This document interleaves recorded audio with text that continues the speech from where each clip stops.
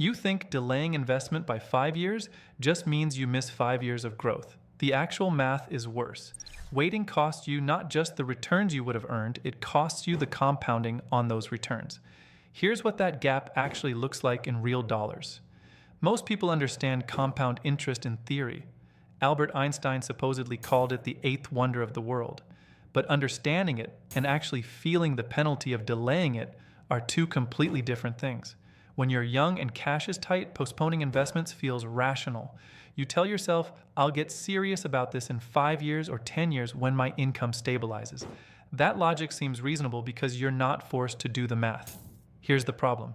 Compound interest isn't linear, it's exponential, which means the earlier dollars you invest don't just earn returns, they earn returns on returns, again and again across decades. The later you start, the more of that exponential curve you leave on the table. Not as a small inefficiency, as a massive wealth gap that most people never actually quantify. Let's use a specific example. Say you're 25 years old, you're thinking about investing $500 per month, but you're not sure if now is the right time. You decide to wait 5 years. You'll start at 30 instead. Here's what that costs you. If you invest $500 monthly from age 25 to 65, that's 40 years, and your portfolio returns 7% annually, you end up with approximately $1.95 million.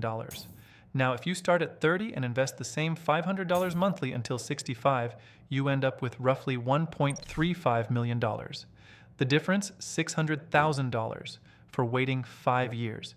But here's the part most people miss. That 5-year delay didn't cost you 5 years of compounding. It cost you significantly more because those first 5 years of contributions compound the longest. The first $500 you invest at 25 has 40 years to compound. The first $500 you invest at 30 has only 35 years. That one difference, 5 extra years of compounding on your earliest contributions, ripples through your entire portfolio. Numerically, those first 5 years of contributions grow to about $450,000 by age 65, even though you only put in $30,000. The gap between 40 years and 35 years of compounding converts a $30,000 difference in contributions into a $600,000 difference in final wealth. Now expand that logic across your whole life. What if you don't start investing at 25 or 30, but at 35? The penalty compounds again. Investing $500 monthly from age 35 to 65 gets you to roughly $900,000. You just gave up another $450,000 compared to starting at 30. The curve doesn't slow down, it accelerates. This is why people who start early and invest modestly often end up wealthier than people who start late and invest aggressively. It's not because they're smarter investors, it's because time is doing the heavy lifting, not their skill. The compounding mechanism is indifferent to your contributions. It rewards duration above all else. The practical truth, delaying 5 years doesn't cost you 5% of your lifetime wealth. Depending on when you delay and how long your time horizon is, it costs you 15 to 30%. And that's not counting the psychological damage. Once you've delayed once, delaying again becomes easier. You've already accepted the loss. The penalty compounds emotionally too. Here's the framework. Calculate your personal number. How much would you need to invest monthly to hit your target wealth at your target retirement age? Then run the math backward. What if you started 5 years later, 10 years later? Actually see the dollar difference. Don't just intellectually understand that waiting costs you something. Quantify it.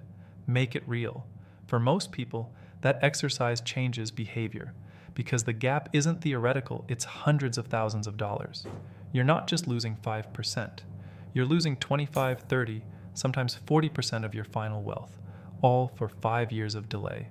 Compound interest rewards action, not intention. The cost of waiting isn't the growth you miss, it's the exponential acceleration you never get back. Start now, even if it's small. Follow for more grounded takes on finance. Disclaimer, not financial advice, educational only.